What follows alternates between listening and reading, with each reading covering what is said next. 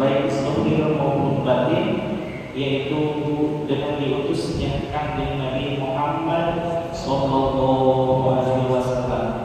Dengan hadirnya saja, bahkan dengan tamatnya saja sebelum Nabi Muhammad sallallahu alaihi wasallam diciptakan, itu merupakan kenikmatan tersendiri bagi kaum muslimin wal muslimat, khususnya bagi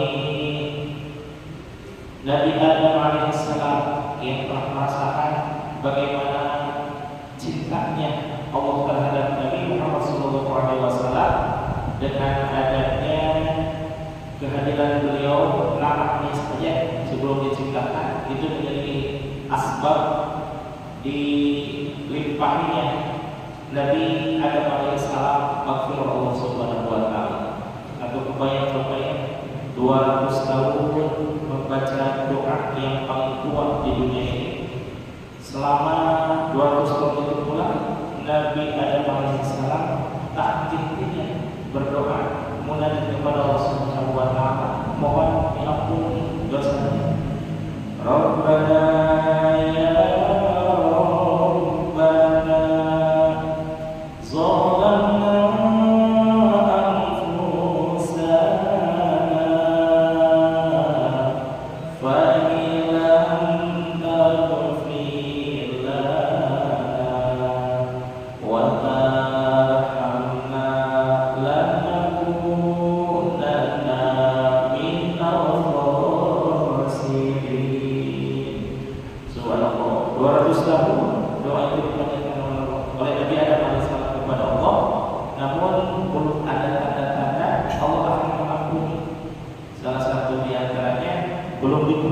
dipertemukannya Nabi Adam alaihissalam dengan Siti Hawa alaihissalam. Kebayang 200 tahun tidak ketemu Siti Hawa.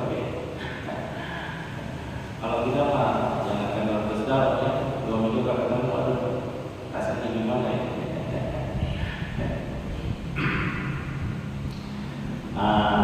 Lalu setelah Nabi Adam menemukan satu wasilah, teringat akan bahwa di Qawaidul Arsy tertulis la ilaha illallah di tiang-tiang arsy. Maka bertawassul Nabi Adam alaihissalam dengan ungkapan ini as'aluka bihaqqi Muhammadin, sesungguhnya aku ya Allah memohon kepadamu dengan haknya Nabi Muhammad SAW lama ghafar tali, supaya engkau hendaknya berkenan untuk mengampuni dosa. Masya Allah.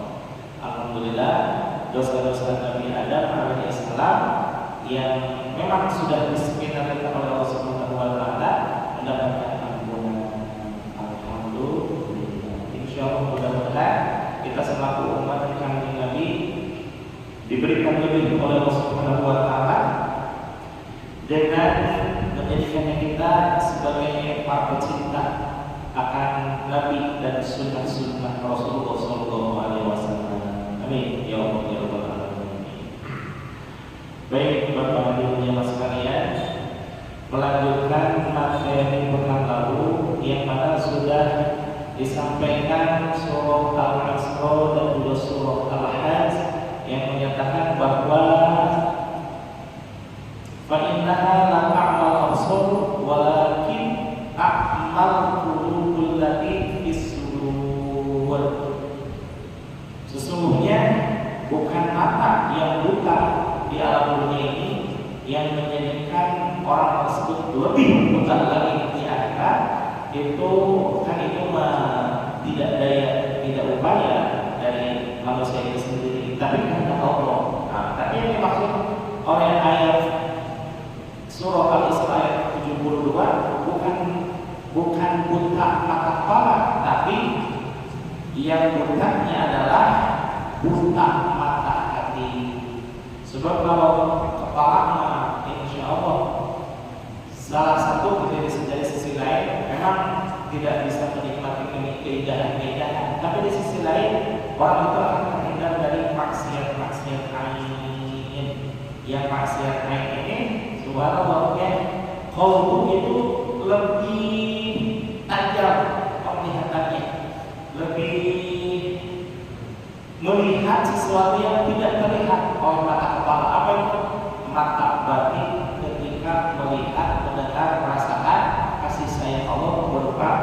kebaikan-kebaikan berupa ungkapan nahyul munkar, mencegah kemungkaran. Nah, itu lebih tajam lagi. Nah, itu yang dimaksud oleh Allah Subhanahu wa taala di dalam surah Al-Isra 72, bahwa yang dimaksud dengan Allah adalah buta mata hatinya, bukan buta mata kepala. Selanjutnya musannif mengatakan, wa qala al-musannifu, berkata Syekh al-Musannif yakni pengarang kitab Sirrul Asrar ini, yaitu Syekh Abdul Qadir Al-Jilani, wa sababu umil qalbi, dan sebab-sebab butaknya qalbu, zulumatul hujumi, itu karena adanya penghalang yang gelap, hijab-hijab berupa terhalangnya cahaya untuk tembus ke dalam qalbu.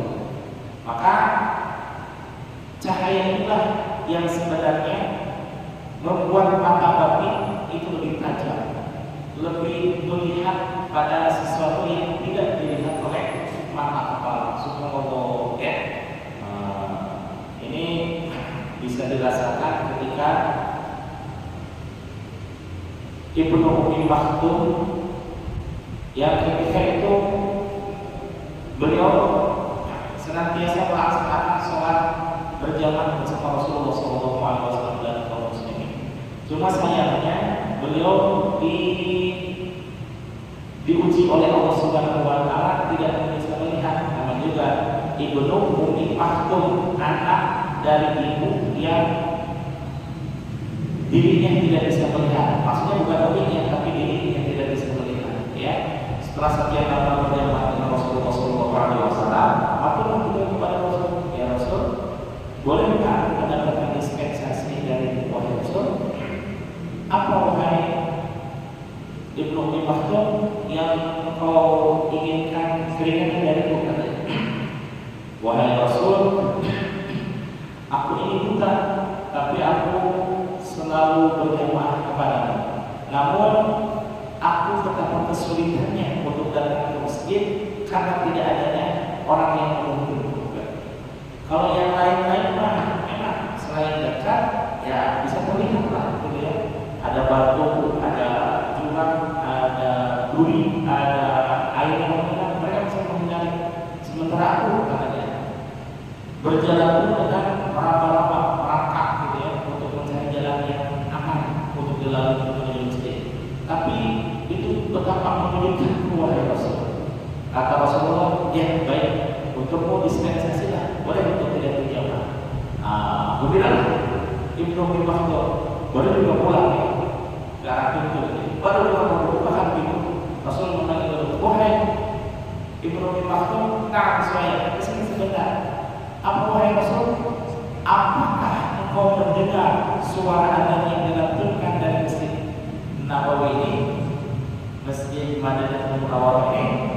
Kata Ummi Maktum, oh iya jelas terdengar wahai Rasulullah, itu sangat jelas suaranya, terdengar suara Bilal memanggil untuk melaksanakan sholat. Kata Rasulullah, oh kalau begitu tidak ada dispensasi untuk luar biasa ya, sudah mendapatkan dispensasi dari Rasulullah SAW, namun Rasulullah membatalkan dengan perkataan, apakah kau mendengar adanya melantun dari masjid ini? Ya, sangat jelas. Bayangkan sekota Madinah, bukan sekota Madinah zaman sekarang, bukan bapasnya. Sekota Madinah yang dihuni oleh penduduk kaum muslimin dan muslimat itu karomah Sayyidina Bilal, suara adzan tanpa speaker kedengaran semuanya. Allah. Dan memang saya melihat sejarah adzan dari masjid yang dulu ya, itu memang di atas menara. Nah, menaranya kalau di Afrika itu ada satu masjid yang terbuat dari tahliat dan struktur bangunan itu seperti halnya melingkar. Melingkar, oh ternyata itu teknik supaya suara menggema, gitu ya. Dan itu memang tidak menggunakan speaker, namanya juga tanah liat, tanpa atap tuh bayangin. Masjid itu, masjid.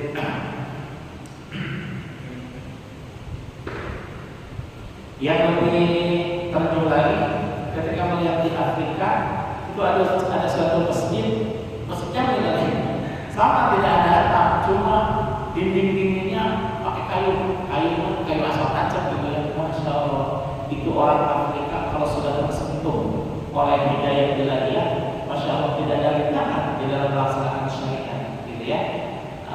Bahkan saya mendengar kabar dari Ustaz Zakaria yang beliau melanglang buana safari dakwah kemana-mana. Salah satunya beliau juga belum pernah, tetapi mendengar cerita dari orang-orang terdekat saya bahwa di Afrika itu rumahnya katanya biasa kayak patok-patok kayu gitu ya, patok-patok kayu, dan airnya hanya sebotol-sebotol, tidak seperti berlimpah di Indonesia gitu ya. Tapi semua tamu-tamu dari internasional dari mana-mana hadir ke rumah tersebut. Allahu Akbar, itu rumah berkah, rumah yang dijadikan untuk ibadah sarana dakwah kepada Allah Subhanahu wa taala. Ya.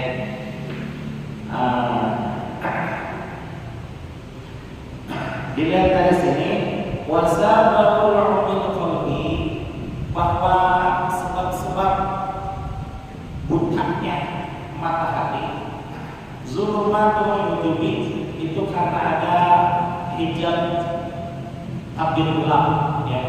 Tabir ini ada dua, tabir gelap dan tabir terang. Ini yang nanti akan diterangkan apa yang disebut tabir terang.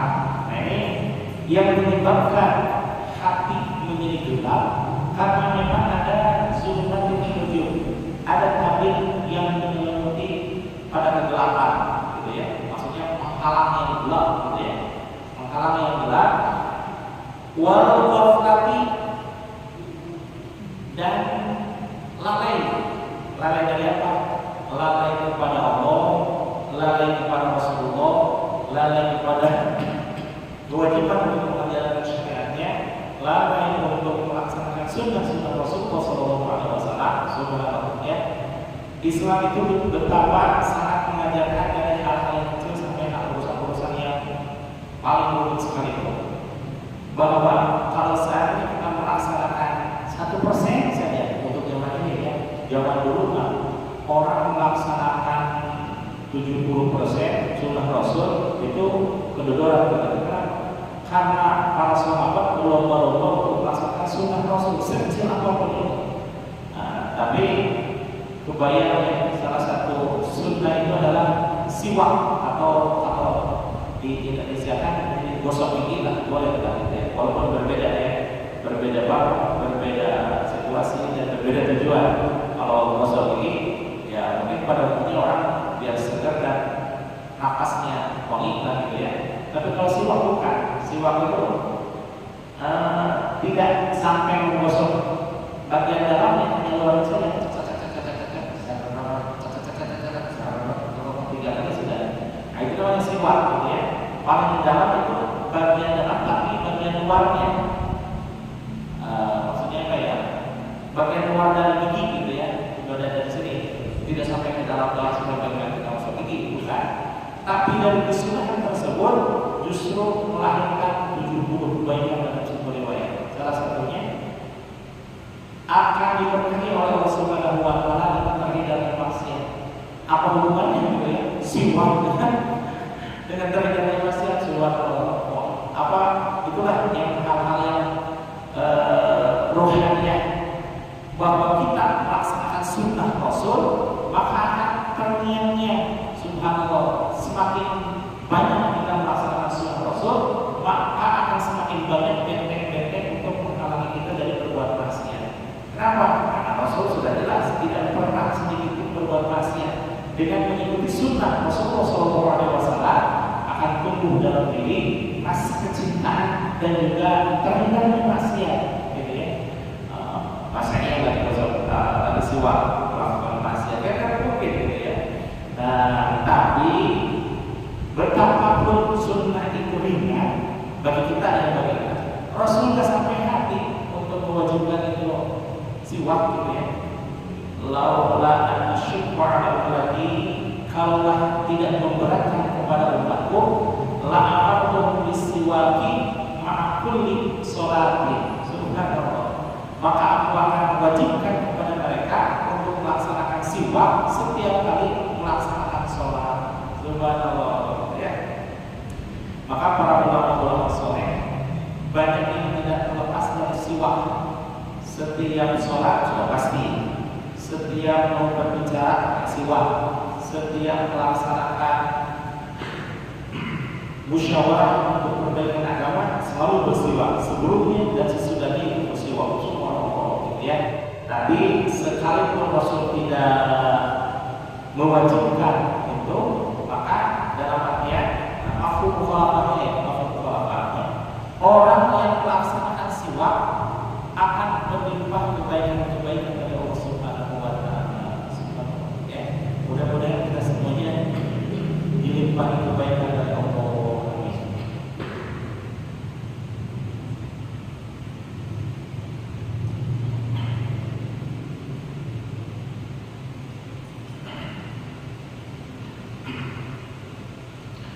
Wal-ghaflah, lalai kepada Allah dan Rasulnya, wal-nisyani, dan juga lupa. Ya, lupa di sini karena memang walaupun lupa itu adalah a'radul basyariyah, salah satu sebab a'dalus shalah, ujurnya sholat, seseorang tidak terkena hukum syar'i walaupun dia sampai meninggalkan sholat, yaitu hadisnya ada dua ya, orang tidak dihukumi fasik kalau meninggalkan sholat. Apa itu? Di dalam Kasyifatus Syariah atau Safinatun Najah, Kasyifatus Syariah itu Syekh Rahman Al-Hadrami Al-Ba'lawi. Tapi kalau Safinatun Najah, perahu keselamatan, itu ditulis oleh syarah dari Kasyifatus Syariah, ditulis oleh Syekh Nawawi Al-Baghdadi. Nah, di situ diterangkan aqdarus shalah itnani, bahwa uzurnya sholat, orang tidak akan terkena hukum syariat, hukum syarak ketika meninggalkan sholat. Itu ada dua perkara. Apa itu? An-nisyan wan naum, lupa dan juga tertidur. Ya, bagaimana dihukumi orang yang lupa gitu ya, atau orang yang tidur karena sangat capek sekali, dia saking capek sekali sehingga 12 itu sholat asar gitu ya, dari zuhur setelah melaksanakan zikir, doa, baca Quran dan lain sebagainya, kemudian tidur dia karena mungkin sip berapa ya, sip 2 kali ya, baru setelah zuhur itu kayaknya 12 sampai menjelang waktu maghrib. Kan kalau seandainya wudhu pun sudah tenaga sholat dan sudah 12 maghribnya. Bagaimana seperti itu? Apakah dosa? Tidak, karena memang uzurnya sholat itu ketiduran, tidurnya beda dengan tidur yang sengaja dengan ketiduran. Kalau tidur sengaja maka konsumsi pil tidur supaya tidur nyenyak sampai berapa itu namanya tidur disengaja. Tapi kalau ketiduran namanya juga ketiduran ya. Biasanya tidur 1 jam atau 1,5 jam, ini 14 sampai berapa itu? 5 jam, 6 jam lah gitu ya. Nah, itu tidak menggugurkan atau tidak mengakibatkan sesuatu yang dosa. Yang kedua, wanisyan. Wanisyan itu apa? Kelupaan yang tidak disengaja. Salah satunya Habib Abdul Rahman yang sekarang memimpin dari Habib Abdul Qadir Bil Faqih, kemudian Habib Abdul Qadir, namanya sama, Abdul Qadir di Darul Hadis Magelang. Sekarang cucunya yakni Habib Abdul Rahman. Nah, Habib Abdul Rahman ini dikisahkan oleh guru saya pernah kelupaan seminggu nggak sholat. Seminggu nggak sholat. 7 kali 5 sebenarnya 35 ya. 7 kali 5 35 ya. 35 kali nggak sholat. Kenapa?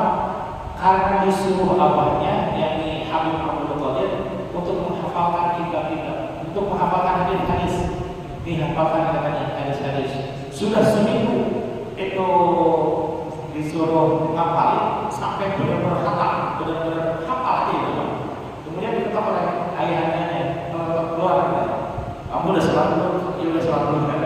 Sholat nggak makan, kamu itu buang air, mandi, yang paling parah itu nggak sholat. Tapi karena lupa asik membaca kitab sampai lupa, sampai menghafalkan itu hatam. Hatam dikatakan berapa ribu gitu ya dalam hadis tersebut. Kemudian ditanya oleh ayahnya, Habib Abdul Qadir, gimana? Sudah hafal? Sudah lah, alhamdulillah. Sekarang buang itu apa? Loh, kenapa dibuang? Itu yang ada di kitab itu adalah hadis-hadis palsu. Hadis palsu katanya. Loh, kenapa? Ayah begitu saya untuk menghafalkan itu supaya tahu bahwa yang diucapkan seseorang dengan hadis tersebut itu adalah hadis-hadis palsu. Kalau ulama gitu ya, hadis yang palsu pun disuruh menghafal, tapi ternyata jangan menjadikan bukan. Kenapa? Karena itu adalah hadis palsu. Ya. Seperti halnya dulu saya ketika mondok di Aagim dan Tauhid tahun 93. Waktu itu kan Aagim lagi digandrungi oleh masa muda ya, anak muda ya. Beliau menghadirkan pembicara yang bukan dari kalangan ulama, tapi mana kalangan provinis. Beberapa orang provinis kemudian menceritakan karena itu sudah bertobat begini atau terus ciri-cirinya orang provinis, kemudian pergaulannya orang provinis, kemudian bahayanya orang provinis. Jangankan ke teman, ke orang tua saja karena bisa mencelakakan. Kenapa? Karena yang dia pikirkan adalah uang dan uang untuk membeli morfin. Allahu Akbar. Kalau orang tuanya nggak kasih, ya alamat gitu. Nah, tapi karena dia sudah bertobat luar biasa, sekarang menjadi penggiat orang-orang berjamaah dan juga orang-orang menjadi maksiat. Subhanallah. Kemudian beberapa hari kemudian lagi, ini mendatangkan pencuri mobil. Dia bilang, saya mohon maaf, bukan ustaz, bukan apa-apa, tapi saya adalah spesialis pencuri mobil. Dengan pendeknya menceritakan spesialis pencuri mobil, dia menceritakan segala sesuatu tentang kepencurian. Ya. Salah satu tekniknya adalah kalau mobil yang diincar tidak selesai dalam 3 menit, itu langsung ditinggalkan. Kenapa? Alamat orang yang tertangkap. Jadi kalau 3 menit diutak-atik tidak bisa, itu langsung ditinggalkan. Karena bisa jadi tertangkap. Nah, karena bisa jadi tertangkap. Nah, setelah selesai pembicara antara Morfins dengan mantan spesialis pencuri mobil itu, kemudian ditanya oleh Adi, apa coba maksud menghadirkan 2 orang ini sehingga kalian begitu terkesima semuanya? Salah satunya adalah kalian akan mengetahui bagaimana teknik-teknik untuk mendapatkan morfin dan juga teknik-teknik dalam mencuri mobil maupun motor, sehingga bukan maksud untuk menjadikan kalian putri, bukan, tapi supaya kalian bisa menghindari para pencuri dan juga mengantisipasi bagaimana supaya mobil dan motor kita tidak dicuri orang. Subhanallah. Ya. Salah satunya tekniknya motor ya. Motor itu biasanya kan orang stang motor itu kiri ya, kiri. Itu akan lebih mudah untuk mengotak-atik kuncinya karena tidak dijaga oleh stang. Tapi kalau begini, set gitu ya, itu akan terjaga oleh stang dan itu tidak akan diincar oleh pencuri karena pencuri itu tahu bawa motor itu tahu teknik supaya tidak dicuri orang. Demikian juga Habib Abdul Qadir ketika meminta putranya yaitu Habib Abdul Rahman untuk menghafal kitab-kitab hadis-hadis yang mutu ribuan hadis yang dalam kitab itu, ternyata itu semuanya adalah kitab maudu, hadis maudu, hadis yang palsu gitu ya. Salah satunya adalah, nah ini sudah jelas palsu itu Bapak lihat contoh ini. Tidak ada kaitannya dengan agama. Contohnya ada hadis palsu yang menyatakan qala Rasulullah sallallahu alaihi wasallam, berkata Rasulullah sallallahu alaihi wasallam, al-badiyyu sayyidun. Terong itu adalah sayuran yang sangat menyehatkan. Fabayyi'u, maka belilah oleh muslim ya. Masa hadis terus masalah tentang terong gitu ya, tidak ada kaitannya dengan agama, maka itu salah satu ciri hadis yang palsu, itu tidak ada kaitannya dengan agama ya. Walaupun memang agak sedikit sulit untuk membedakan hadis sahih, hadis hasan, hadis dhaif, tapi yang perlu diperhatikan bagi kita adalah kalau seandainya itu bertentangan dengan Al-Quran dan hadis dan tidak ada kaitannya dengan agama, sudah pasti itu adalah hadis palsu ya. Yang jangan dipertentangkan itu hadis sahih, hasan maupun dhaif. Tiga kriteria ini walaupun memang dibuat oleh ulama ahli hadis, tapi itu untuk mengelompokkan hadis-hadis yang memang kuat mutawatirnya dengan Rasulullah sallallahu alaihi wasallam. Ada tiga derajat ya. Pertama hadis sahih, itu mah banyak ulama yang meriwayatkan kepada hadis tersebut sehingga mutawatir datangnya dari Rasul dan diterima oleh banyak para ulama. Yang kedua hadis hasan. Hadis hasan ini derajatnya memang lebih rendah daripada hadis sahih, tapi sangat bisa digunakan untuk hukum sebagai landasan dalil-dalil syarah itu bisa menggunakan hadis yang hasan. Hadis hasan itu cuma salah satu syarat ini tidak terpenuhi, contoh munqati terputus dari rawi satu ke rawi berikutnya, kemudian matruk ada yang tertinggal dan lain-lain sebagainya. Hanya satu asbab saja atau berdasarkan ada ini yang rawi-rawi abi itu ada perawi hadis yang kurang dobit itu ada dua perkara. Pertama, hafalannya tidak terkenal cerdas. Yang kedua, pernah membohongi, melakukan suatu tindakan yang tidak terpuji sekalipun itu kepada binatang. Contoh, kalau orang sudah ngundang ayam kan gitu ya, nah, dia bilang sehingga ayam itu disangkanya mau dikasih makan, ternyata mau ditangkap. Nah, di sini nggak ada makanan, hanya ditangkap. Itu sudah termasuk perbuatan yang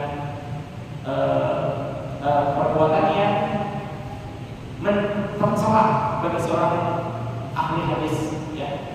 Bagi para ulama, semakin tinggi keilmuan seseorang harus semakin berhati-hati. Kalau masih santri mah boro-boro gitu ya. Makanya ya diambil.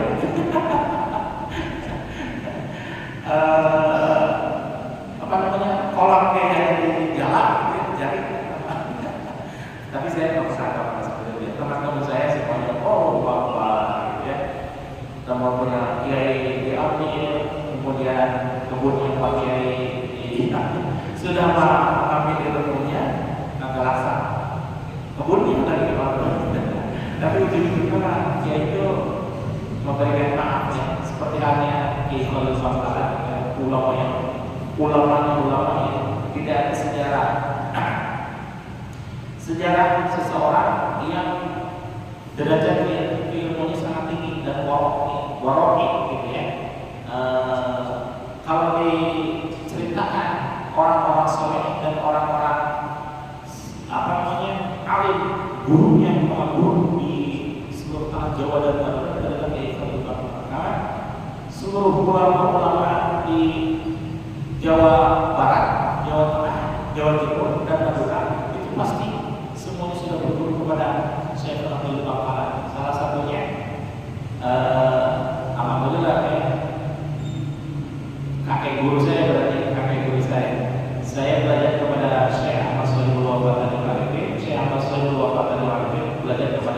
Syekh Abdullah Mubarak bin Nur Muhammad. Beliau lah yang menjadi murid dari Syekh Khalil Bangkalan. Aslinya beliau murid dari Syekh Tolhan kali satu Syekh sampai 21 tahun pesantrennya. Kemudian kalau menurut buku dari Dr. Zaman Syahid Sofia itu ada satu buku yang berjudul Tradisi Pesantren. Maksudnya tradisi pesantren itu saling menguatkan antara satu dengan satu pesantren yang lainnya dengan dua jalan. Kalau tidak pernikahan antar putra atau putri kiainya dengan cara melanjutkan keguruan. Contoh, Syekh Abdullah Mubarak bin Muhammad berguru kepada Syekh Tolhan kali satu Cirebon. Nah, Syekh Tolhan kali satu Cirebon ini teman akrab dengan Syekh Khalil Bangkalan. Waktu berdua itu mondok Syekh Ahmad Khatib Sambas. Aslinya memang Kalimantan, tapi keduanya berguru kepada beliau waktu beliau di Mekah Al-Mukarramah, Jabal Quraish, sampai meninggalnya beliau di sana. Kemudian pulanglah Syekh Khalil ke Madura dan Syekh Tolha ke Cirebon. Karena sekian lama Syekh Tolha tidak bertemu dengan Syekh Khalil secara fisik, malu wali. Kemudian untuk menyambungkan silaturahim, maka Syekh Tolha menyuruh kepada murid yang 12 untuk berguru kepada Syekh Khalil Bangkalan. Tapi murid yang 12 ini gugur ketika melewati Alas Roban. Salah satu sejarahnya adalah ketika di Alas Roban, maklum kalau orang Sunda mau daun berdegan, bukan tempat gitu ya. Nah, ketika pas waktu maghrib, ternyata ada musola tersebut ada yang mengimami. Kemudian yang 12 orang itu berhendak berjamaah sholat maghrib. Ini dengan kaitannya dengan kata batin ya. Nah, ketika sang imam tersebut mengatakan, ayo semuanya kita berjamaah katanya. Kemudian sang imam menyatakan titik wedus kebo merbuk bisa kabeh nang kandangnya gitu ya. Ayam, titik, kebo, kambing semuanya masuk kepadanya. Musalli Allahu Akbar. Nah, ketika yang 12 itu heran, niat sholat maghrib seperti itu, nggak jadilah saya udah nggak jadi ke Madura, balik lagi semuanya yang suka sholat itu ke Cirebon, sedangkan yang satu sampai selesai untuk melaksanakan sholat maghrib. Ketika ulum salam itu imamnya, beliau mengatakan bagus katanya kepada saya belum berpengalaman bahwa hanya engkau yang akan lulus ujian sampai guru kepada tahu jadi kepada ya. Karena kalau yang 11 tersebut menggunakan otaknya, sedangkan Syekh Abdullah bin Muhammad menggunakan hatinya. Kenapa? Imam menyatakan pintik irang wedus gembel kebo melebur sakabehna itu di luar sholat, karena yang namanya sholat adalah iftatamu bitakbir wa muhtatamatu bitasbih. Suatu ibadah yang diawali dengan takbir dan diakhiri dengan salam. Ketika imam mengatakan titik irang modus dan sebagainya masuk ke dalam katanya, itu di dalam sholat atau di luar sholat? Di luar sholat. Sama halnya dengan salaman ketika sholat. Salaman setelah sholat boleh tidak? Boleh. Assalamualaikum. Berarti sholat sudah selesai belum? Sudah selesai. Karena muftatamu bitasbih. Kemudian ada orang yang salaman, termasuk saya yang sudah salaman. Apa boleh? Boleh. Karena itu di luar sholat. Apapun itu. Ketika di dalam sholat nawaitu usolli ya usolli faqad makan di salah orang di masalah tadi ada apa